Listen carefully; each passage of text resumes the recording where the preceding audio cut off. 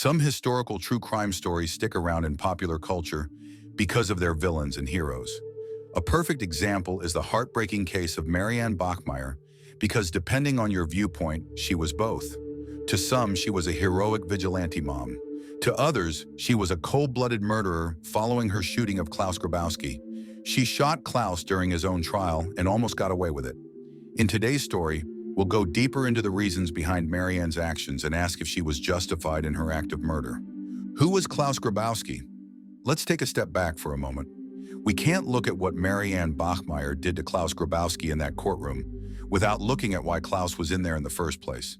This wasn't a random killing, and Klaus was there for a very good reason. Many people knew Klaus simply as a local man working in the butcher's shop. The 35-year-old was, however, so much more than that, and should have been well known to all residents for one horrific reason.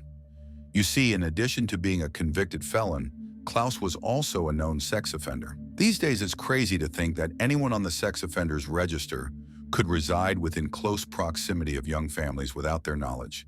Yet that's exactly what happened with Klaus. It was an oversight that would prove to be a fatal mistake. Klaus had returned to society following his previous crimes, having undergone a process of chemical castration. This treatment occurred in 1976 and should have helped to suppress urges and limit his behavior. The problem was that Klaus tried to reverse the effects of the castration through hormones. It's believed that this intervention may have led to the crime that placed him in the Lübeck courtroom that fateful afternoon. Klaus commits sexual assault and murder. Klaus Grabowski faced criminal charges in 1981 due to several actions, each more horrific than the last. The first was the abduction of a young child on May 5, 1980. The story goes that Klaus used one of the oldest tricks in the book and lured the girl into his home with the promise of being able to play with kittens. Once she'd complied, the 7-year-old child was subject to horrific abuse for hours. Many reports simply say that Klaus sexually assaulted or molested her, giving no further details. Others state that he raped her. Either way, this repeat offender had now preyed on yet another victim within his community. He was clearly not as safe to be around as the legal system believed. The story could have ended there, with the girl released and encouraged to never speak of what happened to her. Instead, the young girl ended up dead, murdered by Klaus over fears of what might happen next.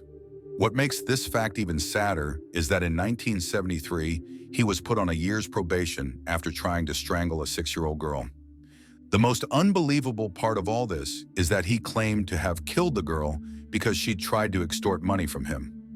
Apparently, the girl promised to stay quiet in exchange for cash. If he didn't comply, she'd tell her mother everything. I don't know about you, but that doesn't sound like something a traumatized 7-year-old would think to do.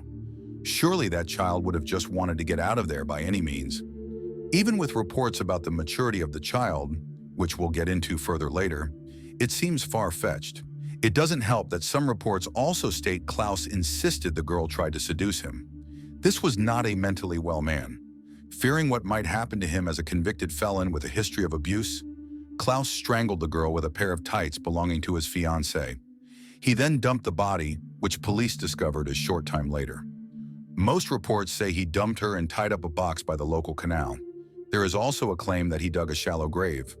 We must mention that the fiancée who owned the tights had nothing to do with the crime, and it's unclear how much she knew about Klaus. She was the one to turn him in after learning what happened. Who was the girl? At this point, you may have connected the dots already and figured out the link between the child Klaus killed and the woman who eventually murdered him. His murder victim was none other than Anna Bachmeier, the 7-year-old daughter of Marianne Bachmeier.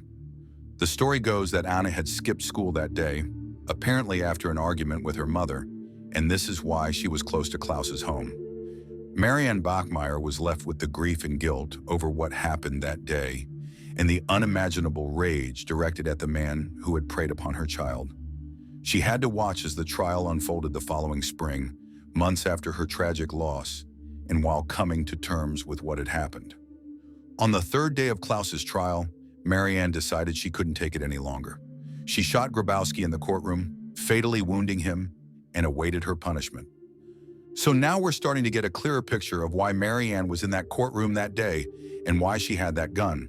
This wasn't a crazed woman who'd had enough of men like Grabowski. This was a grieving mother avenging her child. Yet this isn't a simple story of a heartbroken mother pushed to breaking point. There are elements to her murder of Klaus Grabowski that suggest a much darker side to Marianne. Make sure to keep watching to learn more about Marianne's true motives and her tragic past. Also, if you're enjoying this video and want to see more of our true crime content, make sure you like and subscribe. It really helps the channel out, and you'll get our next stories as soon as we upload them. Marianne Bachmeier's act of revenge. Marianne deliberately carried a gun into the courtroom that day as she returned to witness the trial of her daughter's killer. She rose from her seat when she felt the time was right, aimed the Berta .22 caliber pistol right at Klaus, and fired. She clearly wanted him to pay for his crime and to be sure she wouldn't miss. Police reports show that she fired 8 bullets in total, with 6 entering Klaus's back. The shooting alone was enough to see her arrested, and she calmly allowed the police to handcuff her and take her away. Klaus's death following the attack soon meant she was facing a murder charge. One of the most interesting aspects of Marianne's case and the questioning following the shooting is her lack of remorse. It's not surprising under the circumstances. She wanted her daughter's killer dead and may as well have been honest about it. The bluntness of that honesty, however, is a little chilling. For example, during questioning, she openly admitted that she'd hoped to shoot Grabowski in the face, but had to resort to shooting him in the back instead. The specifics here and the visualization of the perfect crime highlight the intensity of her desire for vengeance. If that wasn't enough, Marianne would later talk about how she'd literally dreamed about shooting Klaus and how there were visions of Anna in the courtroom in that dream. A good defense team could have perhaps concluded that the real-life shooting was a moment of insanity and a poor grasp of what was real and what was a dream. Having said that, Marianne did herself no favors by confessing her guilt so coldly. One of the strangest moments came during a handwriting test when she chose to write, "I did it for you, Anna," on the paper, alongside 7 hearts. Marianne's trial and second chance. Originally, Marianne faced a charge of murder alongside the illegal possession of a firearm. Outraged, the public, who supported her actions, set up a fund to pay for her legal defense. The venture paid off better than anyone could have hoped because the defense team managed to convince the court to pursue a manslaughter charge instead. As a result, Marianne was convicted in 1983 to serve a 6-year sentence. Halfway into the sentence, they released her on good behavior. Regardless of what people thought of the result, and we'll get to that in a moment, Marianne was now a free woman and able to start her life over again. Marianne soon had the chance to enjoy her new life and move on from her daughter's murder and her own time in prison.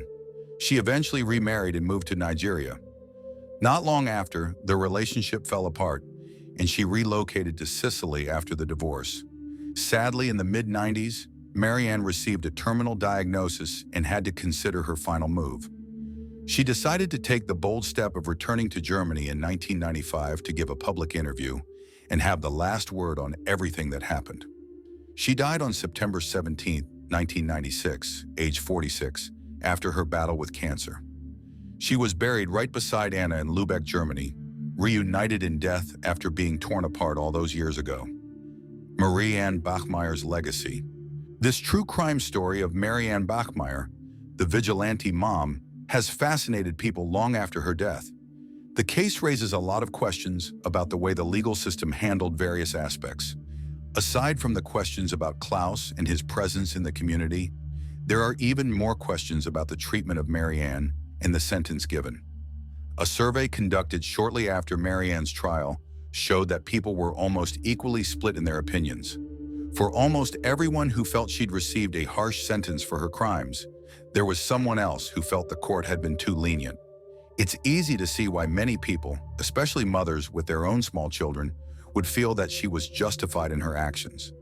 Many would do the same in her shoes, and there are probably many bereaved parents who wish they'd been able to do something similar. The desire for revenge seems like a natural instinct, especially for someone feeling guilt or remorse for not being able to change the situation. In that case, maybe 6 years in jail is fair, considering the nature of Klaus's crimes and Marianne's mental anguish. The problem with the conviction, however, is that it was for manslaughter and not murder. This is where many people have a problem with the sentence and feel the court was too lenient. The court ruled that Marianne was guilty of manslaughter, not murder, because it was a crime of passion, not something premeditated. Yet there is evidence to suggest the opposite was true. Why else would she carry a loaded weapon into the courtroom that day if she had no intention of using it? Remember that this was her own weapon, used with a complete understanding of her actions, 3 days into a horrific trial. She didn't snap and take a gun from law enforcement in the room. She clearly meant to do this. When we add the fact that Marianne's friend claims she had rehearsed the shooting beforehand, the notion of manslaughter becomes even harder to justify. The real Marianne Bachmeier. Over the years, critics have also questioned Marianne's character and how this may have contributed to events. Some are reluctant to see her painted as a tragic victim, wronged by the legal system when she didn't have the best track record as a mother. There are two aspects to Anna's abduction and murder we need to revisit here in a different light. The first is the report of Anna skipping school due to an argument with her mother. It turns out that there was a strained and potentially harmful relationship between Marianne and Anna. Marianne brought Anna into the bar where she worked, and there wasn't the loving, nurturing home life the 7-year-old deserved. Then there was that strange statement from Klaus about Anna trying to extort him. At first, this sounded far-fetched due to her age. However, character statements claim that Marianne treated Anna as a child much older than she was, exposing her to mature environments.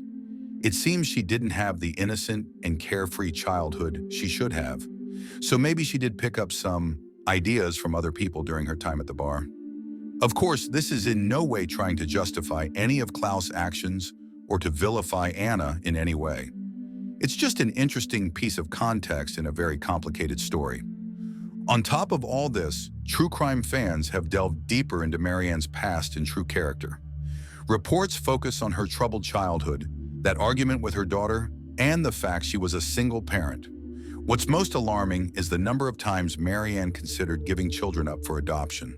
She fell pregnant as a teenager and put her first child up for adoption so it could thrive in a secure home. She was then raped while pregnant for a second time, deciding to put that child up for adoption too. It's even claimed that she'd considered doing the same with Anna because it was so difficult to provide for her. The theory is that Marianne's trauma over these past events and her guilt over contributing to Anna's lost innocence pushed her over the edge. She couldn't bear the fact that her actions left Anna in that vulnerable position where Klaus could take advantage of her. Murdering Klaus and avenging her daughter as a means of an apology was the only way out. Premeditated murder or crime of passion? The fact that a manslaughter charge stuck with this unusual crime investigation is extraordinary. By definition, manslaughter cases mean there was no premeditated idea of killing the victim. Yet Marianne dreamt of the chance, rehearsed it in her basement, wrote that she'd done it for her daughter, and wished the shot had been to the face. In almost any other circumstance, this heartbreaking case would be a murder case. The difference here is that we have a vigilante mom, a heroine who took revenge and, according to many people, did the right thing. Ultimately, a man who'd repeatedly preyed on children and killed a 7-year-old died for his crimes. It's hard to argue against that. This leaves us with one final dilemma, which we'd love to read your views on in the comments section below. Are you one of those people who believes Marianne's sentence was fair because she was avenging her child? If not, do you believe she should have received a murder conviction and stayed in prison longer? Let us know your thoughts. Thank you for watching today's video, and we hope you'll join us for our next episode.